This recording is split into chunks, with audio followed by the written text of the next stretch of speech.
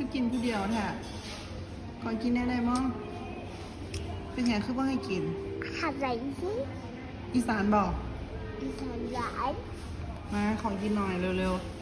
ๆมันเป็นอะไรมันรสชาติมันเป็นยังไงรสชาติมันเป็นขมขมหวานเป็นลมขมเป็นยาเนาะชิไปเมืองเลยบบ่ ชิไปหน้าตากับยายบอ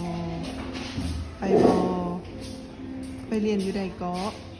ไปเรียนอยู่ใดเกาะไปเรียนบ้านห้วยพอดโอ้ชิไปเรียนอยู่โรงเรียนบ้านห้วยพอตีโอ้ยป้าบอกให้ไปดอก